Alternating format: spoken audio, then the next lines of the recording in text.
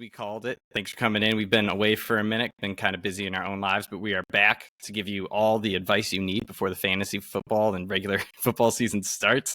We're going to be covering fantasy drafting this week. We're going to be going through rounds and giving you who we like and who we don't like.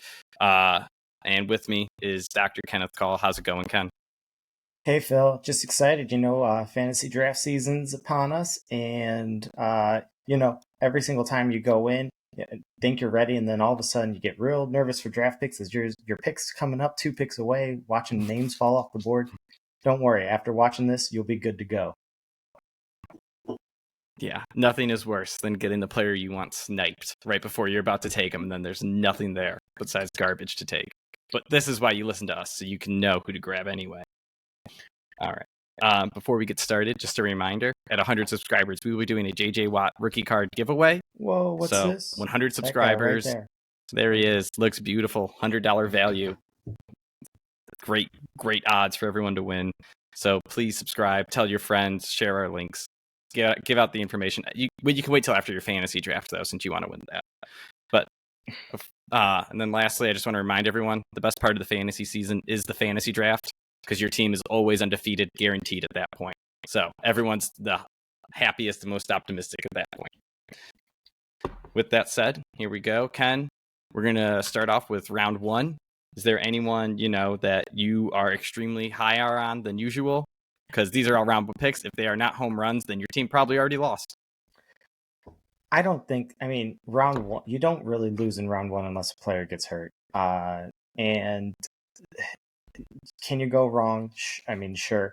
But the one player that I like later in the round, that if he started to scoot up here, maybe I'm a homer bias here, but Nicholas Chubb. That man gets a whole name because he deserves respect. I will tell you, now, first off, Browns getting better. I expect that offense to explode. I expect Deshaun Watson to be closer to, what he should have been 2 years ago. But before Deshaun Watson came in last year, Nick Chubb was the RB1. Now, yes, it's certainly going to be more of a pass focus, but I think that's going to open up running lanes, and that's all Nick Chubb needs. Expect big plays, expect them often. Also, there's no third down running back. It is Nick Chubb.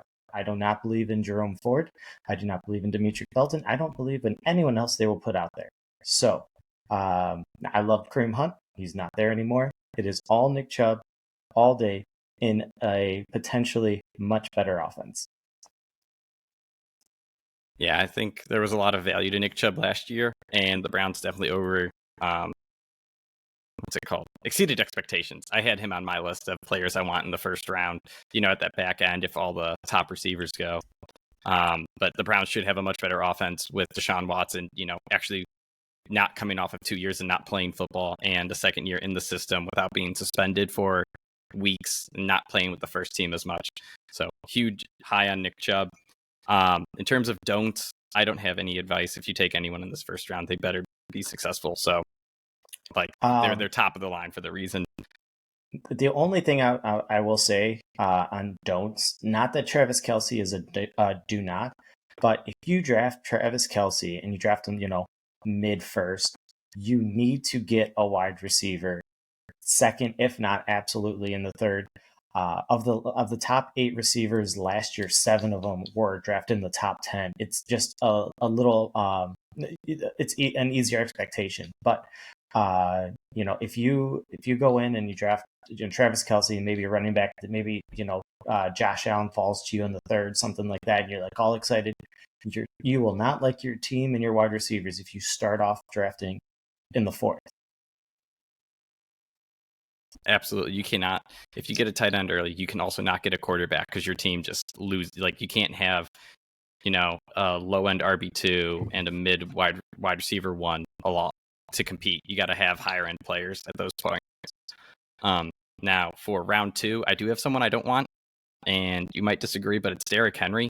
I think my biggest fear here is that if I'm drafting an RB this high, I need him to be a home run, like my hero to the team. And there's an easy way out where Tennessee punts on the year They start resting players. They start taking a look at their younger guys. And I think it's Tajay Spears. He looked really good in the preseason last week. I could see him vulturing some carries as they prepare for life after Derrick Henry in the following years. So I'm very scared of Derrick Henry in the second round. I will say he's one of those players that I love because, when you start doing mock drafts way too early, you could get Derrick Henry in the third round. And man, that is crazy value. But if he's sneaking up, he's almost in the first round here. I don't hate him, but I don't see a lot of teams of mine with him on there. Who do you like from this round? All right. So anyone you like in this round? Yeah. Going. If there's no one, we can move on. I mean, once again, really hard to go wrong with this. This is a round where almost certainly I'm going to end up getting receivers. Ramondre Stevenson is a back that I do love. I don't know if Connor's changed that since he initially started. After seeing that pick of Zeke, I sent Phil that picture of him starting with the Patriots. I am not scared of Zeke. He might take some goal line carries, but what Ramondre Stevenson did last year with Damian Harris, and yes, the 2022 version of Damian Harris is better than the 2023 version of Zeke.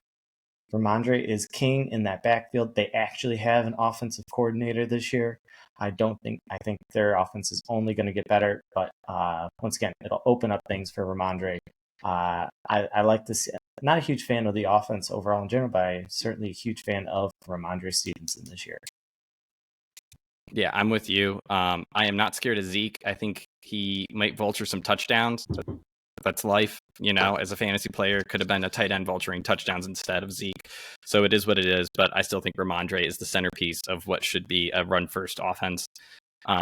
Now, someone else I don't want in this round, we're just going to keep trashing RBs, is JT. He's allegedly coming back this week, but I am just not trusting a guy who was not there taking snaps to begin the year. I'm guessing they will want to play through him thanks to Anthony Richardson. But I am just not trusting the commitment and the health of JT. This is a guy who's definitely, I could see, a slight bruise turning into missing 2 weeks because he wants his money. So I am just fading JT for, contract reasons really at this point. I completely agree. And I will stress it is only contract reasons. I love Jonathan Taylor as a player. I really think that that's the best thing they could do for their young quarterback is get him out there. But at the same time, clearly there's just some distaste there. And Jim Irsay is just the worst owner to have in this situation. He just talks when he shouldn't. He is not giving people money. He's not going to trade them. I'm sorry. It's all a sticky situation. It's all outside of the football field.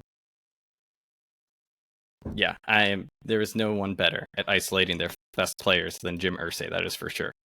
And now someone I do want, and I drafted him in our family league for a reason, even though I had Tyreek Hill, it's Jalen Waddle.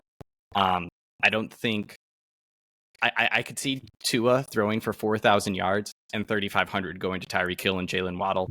I mean, that's pretty much what they did last year, and they were phenomenal. Jalen Waddle has huge upside to win you any week on his own. If he was a first-round pick, I would never touch him, even though he could get 1,500 yards and 10 touchdowns. And that's just because his floor could be bottoming out. However, when you get a first-round pick and you pair him with him, then you get unlimited upside with some downside. But good thing you have your first-round pick to come in and save the day and give you that high floor week to week. Mm-hmm.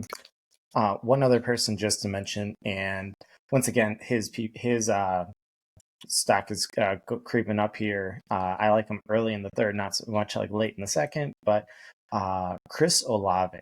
When you talk about breakouts, especially at wide receiver position, you start at the second year ones. Sometimes, third years can break out as well. But everything from the camp reports say that Derek Carr are getting along great. When Jameis Winston was in, who certainly threw the ball a little deeper than Andy Dalton last year.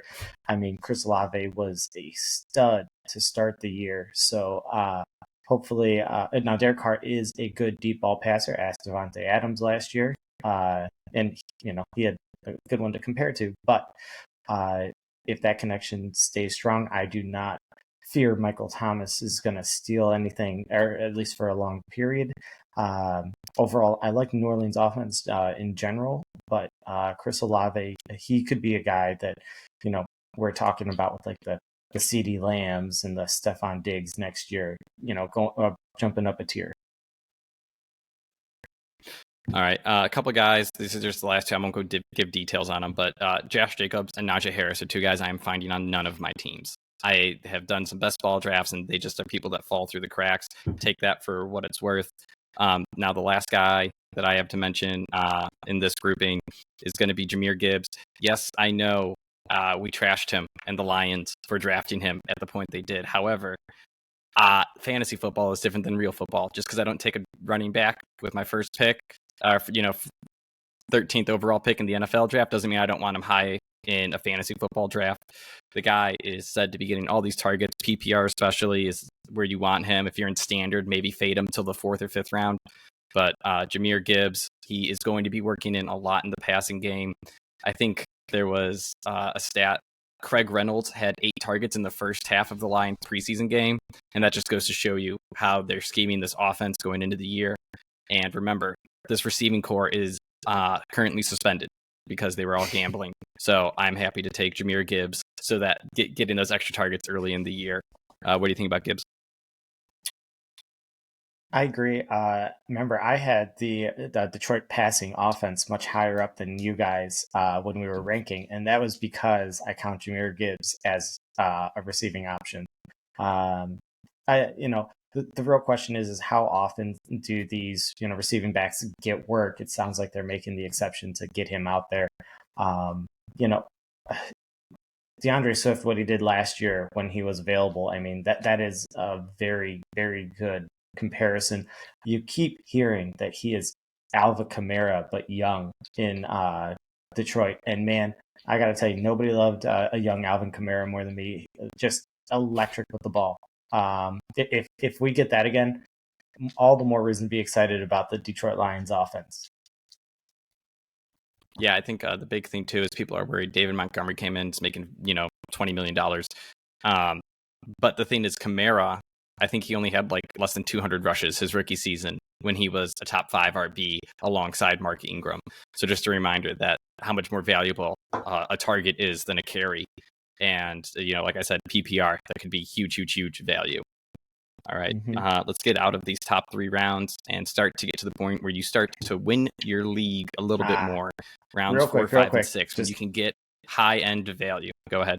One other guy I want to mention. Sorry, a lot of running backs right now, but Joe Mixon.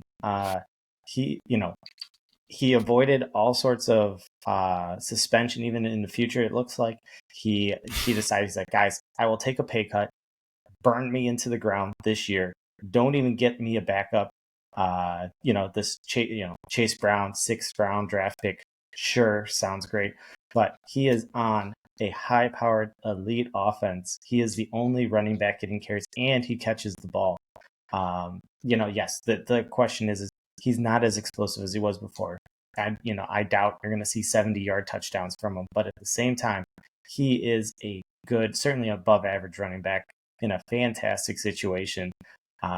Always been an injury concern, but getting him, mid-third, that's a steal. Absolutely. I forgot to mention him. Yeah, he's definitely a guy that has hero RB potential if you grab 2 wide receiver ones, 2 high-end wide receivers to start. All right, now back to what I was saying. Rounds 4 to 6 is where you win your league, because when you can get value of a 2nd round pick in the 4th to 5th or 6th rounds, and these are the guys with the opportunities to do so right off the bat. League winners are really 10th rounders when you get lucky because they take over at starting running back. But here is where you can get huge value regardless. And my number 1 is right on the border of these 2 rounds, the 3rd and the 4th. That's Amari Cooper. I've been high on the Browns, all offseason, saying this is the team that's going to come out and they're going to challenge the Bengals for the division. I've said Deshaun Watson's going to bounce back, and if he does, that means Amari Cooper is going to be a 1,500-yard receiver. So I am very, very high on Amari Cooper. He is a guy I see falling onto my teams frequently. So I am huge. Amari Cooper all the way. Let's go Browns. He will not be able to get any touchdowns because Nick Chubb will be getting them all. Sorry. No, 1,500 yards is good enough. No, I like Amari Cooper as well. I'll be honest, I'm not as big a fan of any other receiver in the Brown system, but Amari Cooper looked good last year. This sounds like Deshaun likes him. Elijah Moore, sure, but I don't think he's breaking into what Amari Cooper is going to do. Unfortunately, so in this fourth anyone round, you like in this round? well, the fourth round, I think we got to start with the dislikes. It could be just people you hate. Anyone of note. In our draft, in our family league, I completely skipped the fourth round to get Alexander Madison, who technically is in the fourth round at the very, very, very end. But yeah, I like Aaron Jones. I don't absolutely love him. Lamar Jackson, he just hasn't been there at the end of the year when you need him. He'll get you tons of points when he's around, but when he gets hurt now, when he gets soft tissue injuries, when he gets the ankle sprains, he's out the entire time because he's like, listen, that's my money. I need to be as mobile as possible. But so of the top tier quarterbacks, I prefer going with a different one besides Lamar. Debo, he's the guy who I want to love. I want to love him so much. Great football player. Unfortunately, there's just too many weapons, and I think he's more of an odd man out. He's the jack of all trades type on that offense, but you got Ayuk, who's a great receiver. You got McCaffrey, and I think Debo's going to be more of a flex play this year, unfortunately.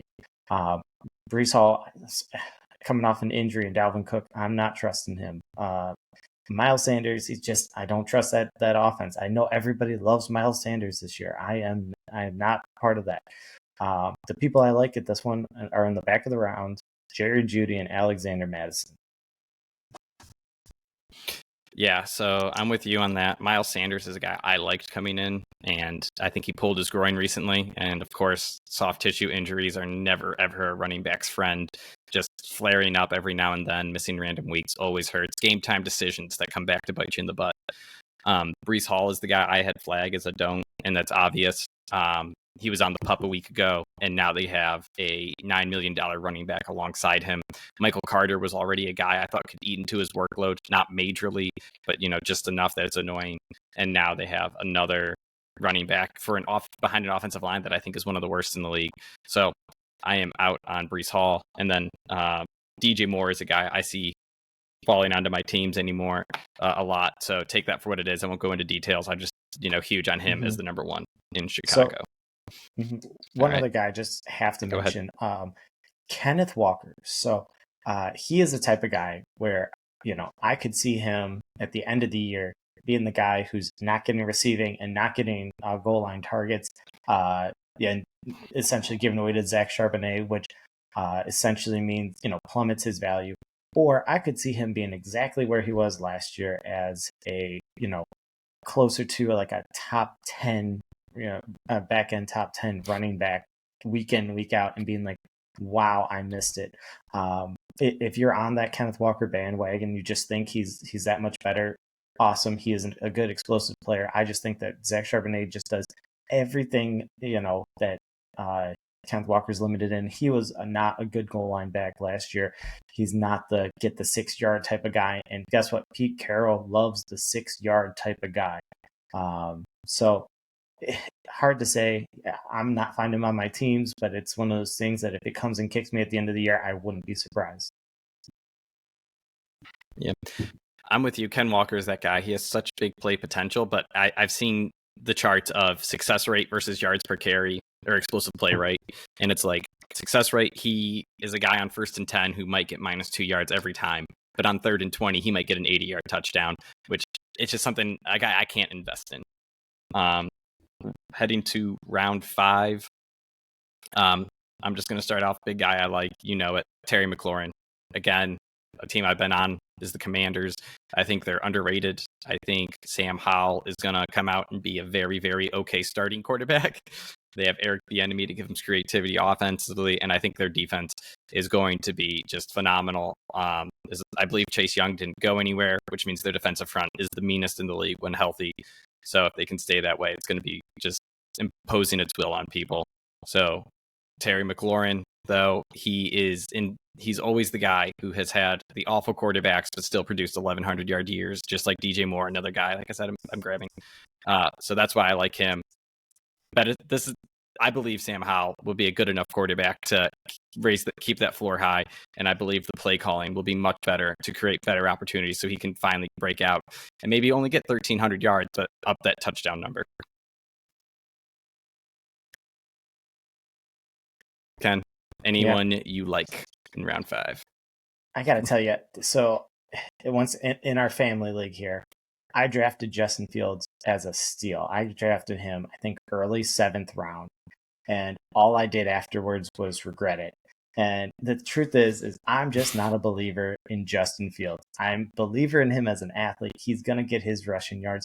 But man, does that scare me as a whole year fantasy player. Going back to this Lamar Jackson thing where he's like, if he's hurt, he can't run, he's limited. They are, everything out of Chicago is he's looking great. He's actually passing the ball. But the truth is he was just so far behind as a passer last year. I just don't believe in someone to make that jump more and more. Is he a bad draft pick? No. Do I believe in quarterbacks around him a lot more? Yes. Get at in this, of the Justin Fields and Justin Herberts, I will take Justin Herbert all day. I want some consistency with a guy who I truly believe is an elite passer. Other people I'm finding myself not drafting are DeAndre Hopkins in this group. I really like Chris Godwin. I like Tampa Bay Buccaneers in general, but just as a personal team. But I think that's too rich for my blood. Christian Watson is another one that just unfortunately, I just don't believe in Jordan Love to be as big play of a guy.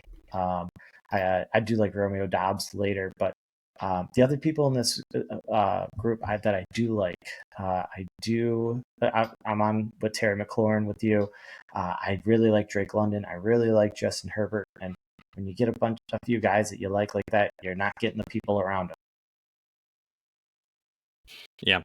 One guy I will say I like is Dameon Pierce. I believe last year he was sitting out, not due to true injuries, but due to we're out of the playoffs and we might as well rest you because we know running backs' lifetime is shorter. Let's not get those carries knocked out of you right away.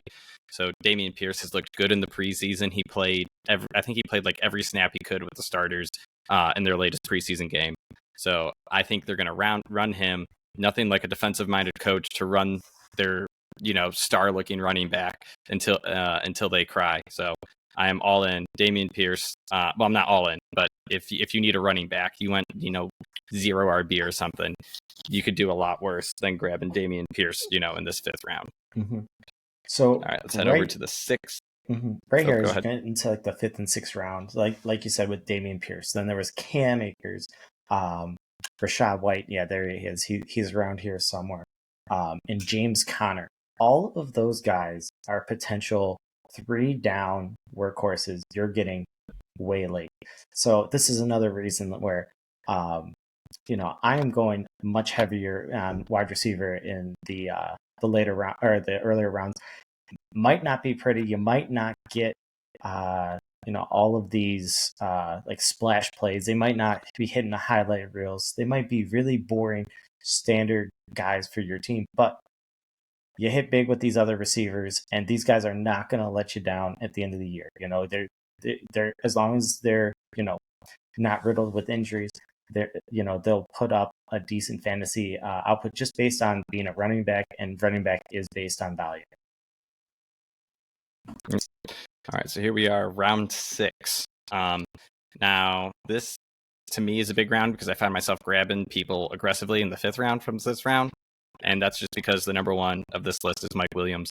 I've mentioned, I think you and I had Herbert as our league leading passer when we were talking those odds a month or 2 ago. And Mike Williams is a big reason why. The guy has all the talent to be a wide receiver 1 in a pass-heavy offense and just a monster, making big plays, scoring in the red zone, making contested catches, all that great stuff that you look for. The problem is his health. So when I'm grabbing him as my 3rd, maybe 4th wide receiver, I am all for it. I think if he can stay healthy, 9 yards to target in a creative offense with Kellen Moore, I think this guy could just easily, blow up and you flip with Keenan Allen and be the guy going in the second round instead of the guy going in the fifth for the Chargers. So one note I do want to make right here is everybody find when I draft, I actually like to have the old school printout of the overall rankings. I have two. One is the rankings. One is the rankings by position. I know, and I have highlighters. I have different color highlighters. Oh man! But I will tell you, system does not fail. But I want you guys to do that. I want you to find Trevor Lawrence. I want you to put a big underline right underneath his name. Trevor. So this year in quarterback, I want to have a high score. I want a set in, forget it guy.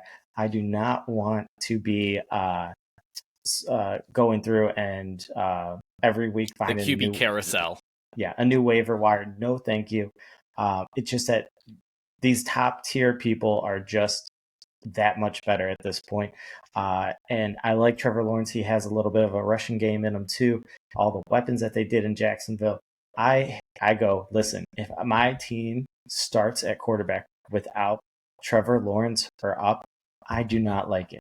Now he's the 8th at your position rank, that's less than, 6, it's going to be a lower end quarterback, but man, I think Trevor Lawrence, he's the guy. We're going to be talking about him with Josh Allen and Pat Mahomes next year when we're drafting. I really like that offense. I really like the teams that they're playing in that division. So from this one, the trade in our family league, I had Justin Fields, and it all centered around getting Trevor Lawrence. So upgrading at receiver, getting Trevor Lawrence. You swapped was a picks. Huge win. You swapped like picks to 8, right? That was it. You guys swapped picks to 8 in your in your trade. I upgraded at receiver, and I got Trevor Lawrence. I saw it as a huge one. So him, I don't like. So that's fine. I was going to say now, so I don't like George Kittle in this round, and I had him his rookie season, and it was the greatest thing ever watching this guy come out of nowhere, light up the league, play every game, and start busting out those man touchdowns where he stiff-armed 5 players and then did a backflip over the other 6. However, he is just too frail in a loaded offense, and it is way too high a premium for a player. I think he will win you 2 or 3 weeks with 24-point performances. I don't think he is stable enough to be a week in and week out tight end, and that's reliable. That's going to keep you when you pay a premium like this. You want to be getting top 6 tight end production every week, and I don't think he is in a position to give you that. Now, if he's going 2 rounds later and you can get the high upside, that's much better. But like I said, I want a better floor for a guy that I'm putting some extra capital in. Phil, don't you dare use the word frail to describe the best blocking tight end in the league. He might be one of the best blockers. Did I say frail? I probably meant fragile. You shouldn't say fragile either. The guy is made of stone. But that's why he's missed like 8 games a year. So Deebo Samuel and George Kittle, everyone do yourselves a favor. Save that game on your NFL ticket. Watch the 49ers. Watch Deebo and George Kittle show you how to be real men on the football field, but do not draft them on your fantasy team. I have Deebo in a couple best ball leagues simply because he's like a 4th rounder that I think has the potential to be a top 2 guy or top 2 round guy, and we'll see if he can just pan out. I really want him to. I want him to so bad, but I don't think it's going to happen. All right, so here we are, round 7. A layup. Javonte Williams is a guy I think we both like. He went in the 5th round in our family league, and I am not the biggest fan of that. That's a little aggressive for me. However, if you can get him here in the 7th, that's phenomenal. That means you have all your other starters, and you're grabbing him as a potential flex or bench player. I think he is going to be a centerpiece to the Broncos offense. Every time Sean Payton was a coach, running backs shine in New Orleans. So, they had 2 playable running backs at all times. And this guy, I think, is just going to be the stud leading this offense. Lots of catches, lots of carries. And Broncos are another team I think bounce back. So they're a team I have lots of shares of in best ball. So my concern is that he is flying up draft boards. And, listen, it's everyone's waiting on this injury. I would not go higher than the 6th. I actually like him right where he's at. I would actually be worried. I just like too many people in the 6th to get him there. But Javonte Williams is coming off of a multi-ligament knee injury. Yes. Is he Adrian Peterson? Now, I've learned my lesson from betting on miracle comebacks from significant injuries, but this one is right under an Achilles for what it does to you. So Javonte Williams, the fact that there's a huge difference between being there and showing off. And he is certainly there in practice, which is great. But I strongly feel that although I think Denver will use 2 running backs, I think it will be as close it will be 55-45. It will be, we're back to the Javonte Williams, Melvin Gordon, love angle that we've had over the last few years. But I really worry about re-injury for him. He's coming back super quick. From a health standpoint, from a doctor perspective, Samaje Perine is the better bet between number one, having a coach that has always used 2 running backs, and number 2, having that security blanket. If Javonte gets hurt, Perine can step up. He's done it. He did it last year. He is one of the guys I circle. Get him in the 9th or 10th round this year. We'll get to round 10 plus in a minute, but real quick, I'm breaking sorry, news. they're related. And by that, they're related. We have a question. Should I trade Eckler and Devontae for Chase and Bijan? Full pot redraft. I would rather have Chase and Bijan. Wait, redraft? Yes. And who's it? I'd rather have Chase and Bijan than Eckler and Devontae. Devontae. He's giving away Eckler and Devontae Adams. Give me Chase and Bijan. I didn't talk about him because he's right next to Chubb, but man, dude, get Bijan. Yes, absolutely. Very easy. All right. The answer is in the video now, as well as the chat. We can move on back to talking about things that really matter, like all these players here. I am not, Javonte Williams, sure, here. The other one that I love right now is James Cook. Now, I want to get him before he flies up draft boards too much. But yes, he will probably not get goal line carries, but neither will any of the other running backs in Buffalo. Josh Allen is still going to do that. But, man, James Cook looks explosive. The Buffalo Bills have a good offense. And outside of Stephon Diggs, they do lack explosive, just straight talent players. I do like Gabe Davis as well. He's just not on that next level.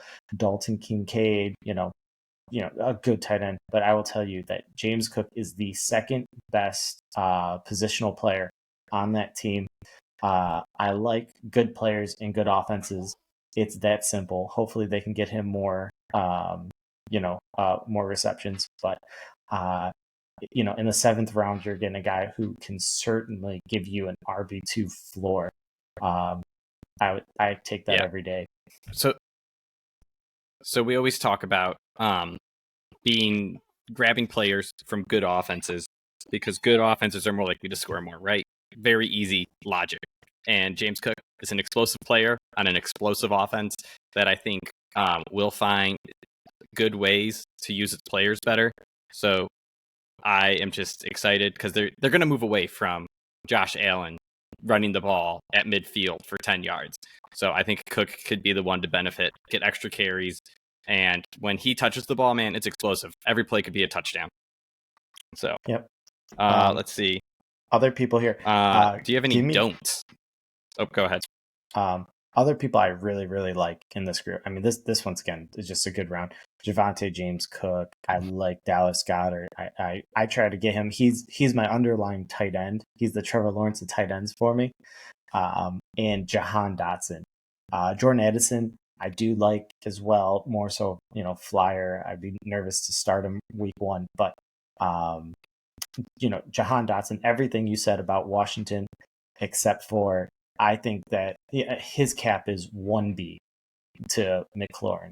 But I think he is certainly better than a wide receiver too. Just tons of talent. He looks good. He has a nose for the end zone. I'll take it. Let's see. People in best ball I always grab. DeAndre Swift, I mentioned. I like him, and I think he's way too talented. He averaged 5.5 yards a carry. If he can stay on the field, I think he will stand out behind an Eagles offense that made Miles Sanders phenomenal. Kenneth Gainwell's look good. Boston Scott, Jordan Howard, all those guys played really well in their opportunities last year. And I think DeAndre Swift is a dude that can absolutely light up the field when given the ball and opportunities. So I think he has already established himself as the one, even with a 50% workload of everyone being there. I think it can be a huge, a high floor guy. Unfortunately, the touchdown upside is not there thanks to Jalen Hurts and the double cheek push, absolutely vulturing touchdowns. But then moving on, we have round 8. Here we go. So I have the number 1 player again with comments, but this time JSN is a guy I am not drafting. That is a loaded team. I think he is a guy that might fall off and be dropped by week 4 in the season because he is not getting the usage that people expected. He is definitely a guy I think that will come on later in the year, whether it's due to an injury to Tyler Lockett or him maturing as a receiver and developing to the game as a rookie. So I do not trust JSN. I like him as a talent. I do not like the situation. It's great for the Seahawks to have so many weapons. It is not great from a fantasy perspective. I think DK Metcalf is currently the only guy locked into a guaranteed role from week 1 through the end of the year.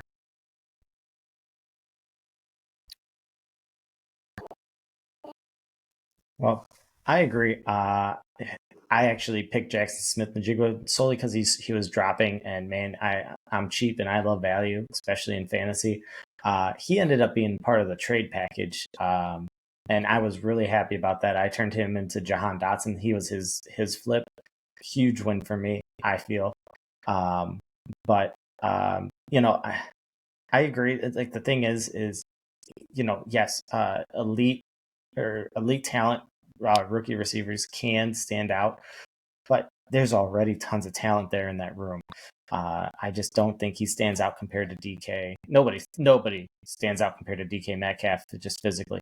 But no, I agree. I'll hold my breath maybe later on in the career. Not so a year or two later, but I'll be happy. I'll be fine missing on him this year. Another guy like that too is Khalil Herbert for me. Like, I like him? Yeah. Is he going higher than where I would pick him? Yes. Justin Fields, once again, is going to get touchdowns there. And they have Donta Foreman, who is just a monster of a running back. He might get some goal line. You are wrong about who their starting running back is. You are wrong about who their starting running back is, and you're going to be shocked by the guy I want later on. I'm all in on Rashawn Johnson, 100%. And he's actually the name I had. He should be a 9th round pick. That's the guy I will take a flyer on later. Absolutely. Yep. I'm so sick of talking about Washington people. We do it a lot here. But Brian Robinson and Antonio Gibson, neither of those are bad picks right now. Now Brian Robinson's going to be boring, but I think at the end of the year, his last his healthy 5 games or so, he was on like a 1,400 yard pace or something like that from rushing. Like especially in like a half PPR, you certainly can do way worse. I mean, you can get a flex and be happy with him. Right there. Antonio Gibson, he's kind of like the flashier name to get because they're talking about him in the passing game. He was a receiver in college. Like he's gonna be good. I don't think you can go wrong. I don't think you pick either of those guys and regret it later on in the year. All right. I actually have Robinson as a guy I don't want, and it's simply because I'd rather have Gibson at this point. And it's literally just since they're next to each other, I'd rather give me Antonio Gibson, so therefore don't give me Brian Robinson. It's kind of the logic. But however, I don't blame you, like you said. I think he's locked into a lot of carries. Higher. Of course, I want Antonio Gibson, Bill, but much more. He's an early vanilla round pick, or chocolate ice cream. You're still getting ice cream. It's fine. All right. So someone I have marked as a don't draft. I'm moving on to round 9 now. I don't know if there's other people, but it is got to be Rashad Penny. I think he's actually going in the 10th. But yeah, he's right on the border. But Rashad Penny is a guy I do not want. I wanted him earlier in the year because I thought him and DeAndre Swift could compete and share the workload as both being injured on and off. But the reason I don't want him is because it looks like he's falling out of favor with the Eagles. I know he got the largest workload in the most recent preseason game, but I don't think that means too much. I think they're looking at him and saying, you're not providing the burst. Like DeAndre Swift had 1 carry go for 20 yards and 1 carry go for 0 yards. And they said, yep, we see exactly what we wanted to out of DeAndre Swift. Electricity, he can make people miss. But Penny, they kept playing him, I think, in hopes that they would see something similar. And since they're not, I think they can go back to what they know, which is Kenneth Gainwell, Boston Scott coming in and taking those roles.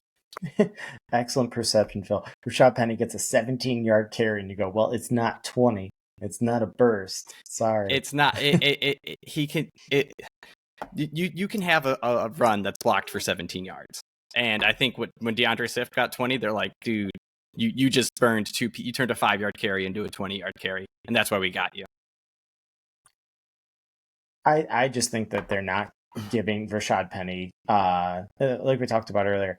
I think it has a lot more to do with, the Philadelphia Eagles did not play half of a game for most of their games last year. They're playing for end game. They're playing for the playoffs. Rashad Penny, if they give him a boatload of carries, then he's not going to make it that far. I think that they're going to have a very nice rotation of running backs, and I think it's going to be very good for their football team, and I do not think it'll be good for fantasy. With that being said, if DeAndre Swift can get receptions, which people have not been able to, or running backs have not been able to do in Philly, then he'll be totally worth his pick. Besides that, I think Rashad Penny, Boston Scott, Kenneth Gainwell, they are going to be all the same player who are, once again, not getting rushing touchdowns because of Jalen Hurts. All right, I have a thought, and I just want to get your take real quick. Daniel Jones.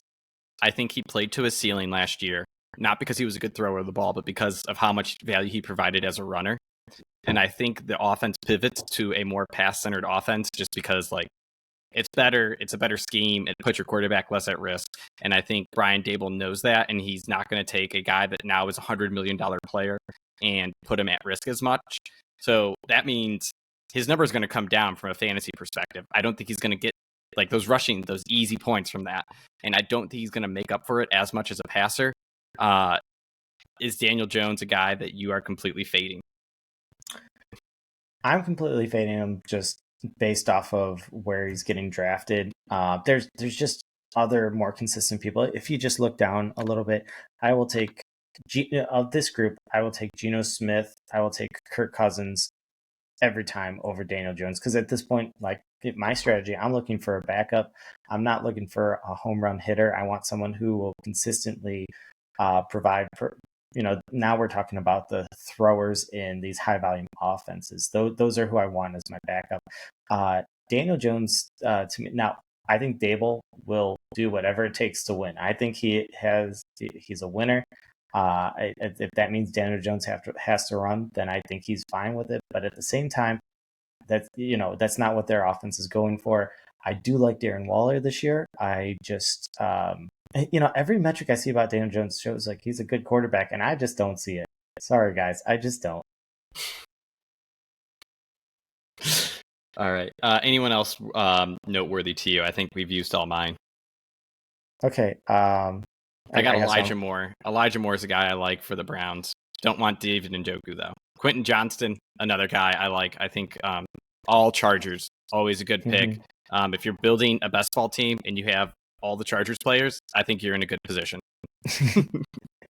Of the people I already talked about Samaje Perine. I talked about Zach Charbonnet a little bit. I like them. I'm on the Elijah Moore and Quentin Johnston group here. This is, once again, it's a good round. I like all these people, especially if one of them falls a little bit to me in the next round. Absolutely great. If you want to take your chance on Michael Thomas in a PPR league, sure. I mean, I get it. he's gotten his PPR.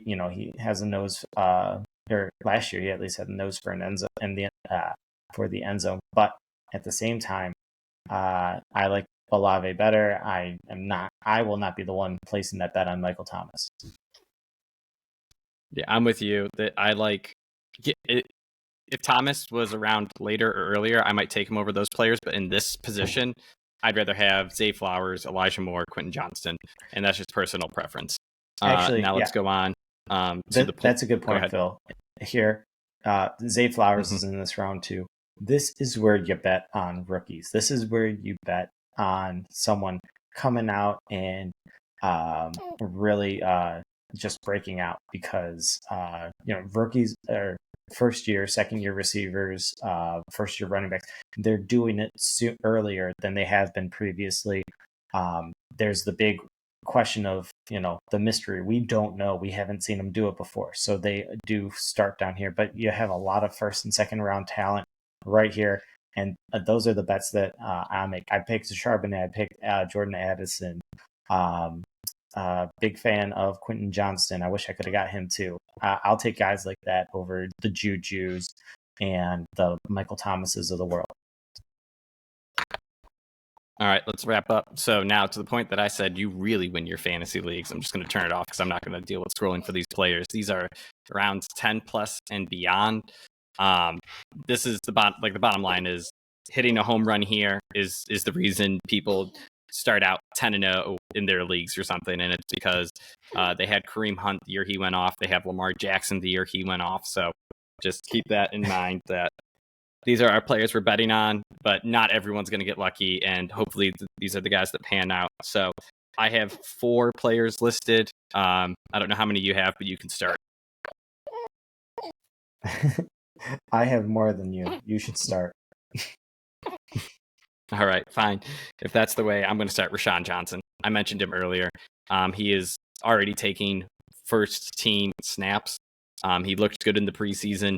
They've said his pass blocking has improved. He is, I think, going to be the guy in a new young offense. They don't want Donta Foreman there. I think they picked him up as insurance.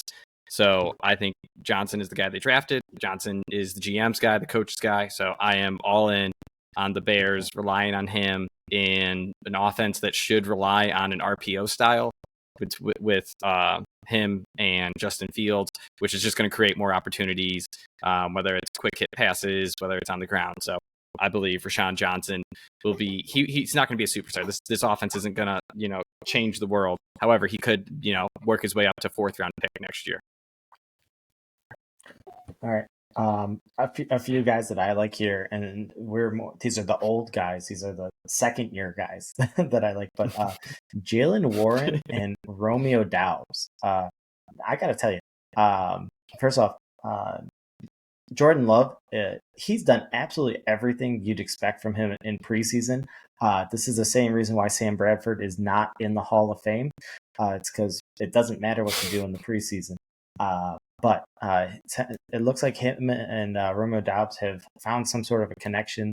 I think that's probably more sustainable than like the big play like Christian Watson. I'd rather have Romeo Doubs in the second last pick of the draft than Christian Watson in the 3rd or 4th. So that's just me. And then Jaylen Warren. And this has a little bit to do with the eye test. This has a little bit to do with the fact that I don't believe in Najee, but I think Jaylen Warren is working his way more into the 50-50, 60-40 split, but he is just a better running back than Najee Harris. Okay, I know Alabama fans are super mad at me about that one, but I just think that he just looks more explosive out there. Their offense just looked better with him, despite the fact that he faced as many stacked boxes as Najee Harris. I didn't believe that either until I saw it. Man, stats are crazy, Phil. But I like Jaylen Warren in the 10th plus round as well. All right, so now a guy I like. It's a guy I ended up with. I've ended up with him a lot more than I ever thought I would, and it's Anthony Richardson. I don't know if it's because Colin Cowherd has talked him up, and I saw a YouTube clip of it, but he seems to be the guy that is actually impressing. at his training camps and stuff as a rookie. He is a monster, and I think he's going to have huge rushing upside. The fact that, what's his face? Shane Steichen is his offensive coordinator or head coach now. I think is a huge advantage because he made Jalen Hurts pan out very well and came up with great creative rushing opportunities. So I think Richardson is a guy that absolutely can come out and, be a huge fantasy asset in the Justin Fields mold. Just because he's not throwing for 30 touchdowns doesn't mean he can't be a top 10 QB. Now he is a guy you will want to pair with a good volume thrower to give you some floor, Kirk Cousins, Jared Goff, that kind of realm. But I'm absolutely taking flyers on Anthony Richardson. I think he's on most of my teams, honestly. Yeah, in our family league, I was about to pick him, but also I didn't pick Trevor Lawrence. I had Justin Fields, and I was like, I can't have both of these guys because it's just too much high risk. They're too twins, much, high reward. But Richardson came out super raw from college. He doesn't have the weapons in Indy. I'm not as high on him from just like a completing the year. I think it's going to look ugly in Indy for a bit. Yes, stats might follow, but I couldn't bear to watch a game with Josh Richardson, knowing that he's the guy I'm putting everything in on. Yes, I agree. A few strategies I've done is pairing him with like a Deshaun Watson or a Tua, people who are in like the 9th or 10th round, and I am that is fine. That is an excellent later round pick, but man, makes me nervous. All right, who else do you have on your list? I actually have some older guys too, but the two that I actually like are Kendre Miller and Devon Achane, and I'm lumping them together because they are these, I believe they were both second day draft picks. I think Kendre Miller was all the way in like the third. But number one, I love the situations that they're in. Miami's offense is gonna be dangerous. They're just fast, and they're like, we're just gonna keep getting the fastest people we can out there. I do like Jeff Wilson too. He's another name I have. I think he might be a little more reliable at the beginning of the year. But Devon Achane is. I'm just gonna interrupt for 1 second. But any Miami running back is not a wrong answer to me because they're all fast. They're all in. I mean, I don't know about A-Chain, but I know Mostert and Wilson are both injury prone. So if you take a gamble on any of them, you might be right at some point in the season. So any of them, I agree. Take your shots. Yeah, more important than that though. Last year they had value. If you hit right with which one was giving it to you, I mean they were very. I mean. Very, very effective backs for fantasy, especially when Tua's there. So Phil's going all blackout on us. I got my here. lights. We're good. Okay, but we're good. So Devon Achane, Jeff Wilson, I like, but Kendre Miller, especially. There is a chance that he just shows off when Kamara's not there. I do think that he's more of a central back to an offense than Jamal Williams. I think Jamal Williams is strictly the goal line and first, maybe not even second down back in New Orleans to start. He's old, reliable, but nothing fancy. I think that if Kendre Miller shows off, then I think that you're talking about a split backfield with like him and Kamara when he comes back. All right. So sorry about my lighting situation. But the last guy I have, and then I'll cover. This is the last guy I have. Jet McKinnon, pass catcher for the Chiefs. He was phenomenal at the end of the year last year, and he is going in the useless RB territory. So he's too good to be talking about where we're at. Grabbing him. I love Jerick McKinnon as well. Absolutely. He's too good to be talking here, guys. Pick him up in the 9th with all those other good guys we talked about in the 9th. The last guy I have, like the last pick of the draft type of guy, Kenneth Gainwell. For the exact same reason we don't like Rashad Penny, I think he will give you Rashad Penny value just with the very last pick of your draft.